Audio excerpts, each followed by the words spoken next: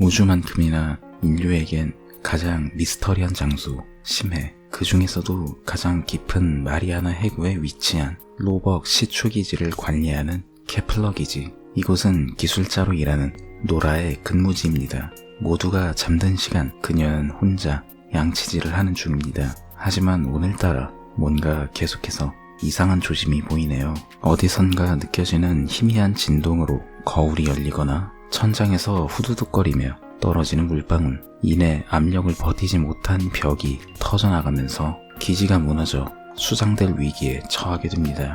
생사가 오가는 급박한 순간에 안전지대로 달려가지만 격벽 고장으로 인해 작동이 안 되기까지 하네요. 하지만 자신의 직업을 살려 조종 패널을 고치게 됩니다. 그럼에도 불구하고 결국 미처 달려오지 못한 사람들은 차가운 물속에서 죽음을 맞이하고 맙니다.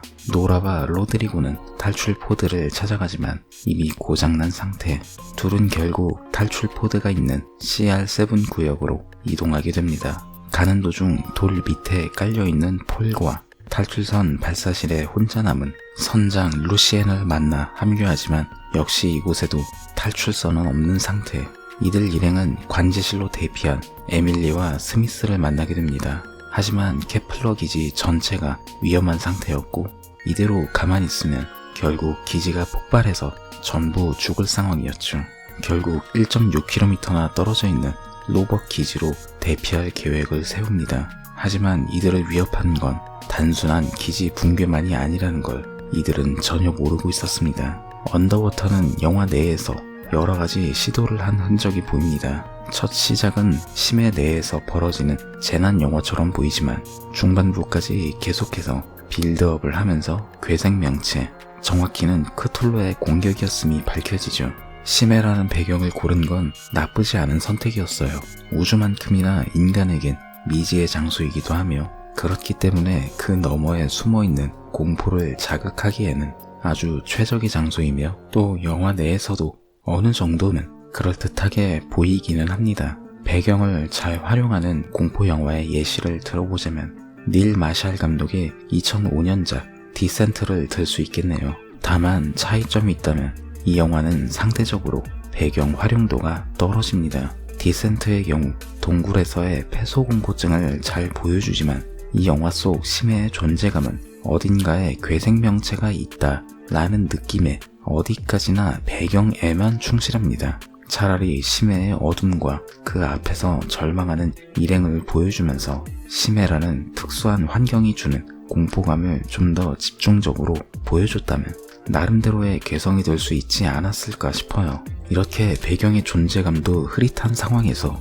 그마저도 물속이라는 특수성 때문에 주인공들의 행동이 느려지고 결국 이로 인해 속도감 있는 추격전에서 오는 긴장감이라는 건 이 영화에서 찾아볼 수 없는 연쇄적 악화가 일어납니다. 그렇다고 극한 상황에 몰린 인간들의 드라마가 강한가? 라고 물으면 그것 역시도 아니라고 말하고 싶네요. 보통 이런 영화에서 을에 등장하는 나만 살겠다고 폐악질을 부리는 그런 바람 유발 캐릭터는 존재하지 않습니다. 어쩌면 이건 평범한 클리셰는 따라가지 않겠다라는 의지로 보여요. 하지만 문제는 그런 클리셰를 따르지 않는다면 그 빈자리를 메꿀 수 있는 다른 무언가가 존재해야 하지만 이 영화는 그런 게 없습니다. 그저 살아남기 위해서 이동하고 그러다가 괴물과 조우하면서 동료가 한 명씩 사망하고 다시 이동하고 또 사망하고 처음부터 끝까지 같은 이야기의 반복이에요. 게다가 수심 1만 미터의 수압을 견디는 헬멧의 유리가 소화기로 몇 번 내려치니까 깨지는 장면을 지켜보는 건 저로서는 그닥 유쾌한 경험은 아니었습니다. 차라리 인물들이 점점 사건을 거치면서 변화했다면 캐릭터가 만들어내는 드라마가 어느 정도 지루함을 달래줄 텐데 이 영화에는 그러한 노력조차 하지 않고 있어요. 그나마 조연인 에밀리가 처음엔 상당히 심약해 보였지만 나중엔 꿋꿋하게 자신의 역할을 다 하긴 했지만요. 저항할 수단이 없고 등장인물들이 무력하게 희생되는 부분 등에서 코스미 호러적 느낌이 들긴 하지만 크게 와닿지는 않습니다.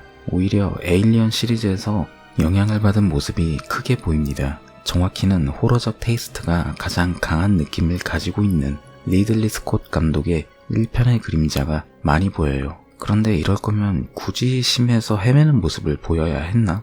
라는 생각이 좀 강하게 들었어요. 해적이지 내부에서의 추격전 등이 있었다면 차라리 훨씬 긴박하고 오락적으로도 재밌는 장면을 많이 뽑아낼 수 있지 않았을까 하는 아쉬움이 상당히 많이 남았습니다. 여러모로 시도는 좋았지만 안타깝게도 시도만 좋았음을 알리면서 저는 이만 오늘의 가이드 마치겠습니다. 이상 가이드 B였습니다. 감사합니다.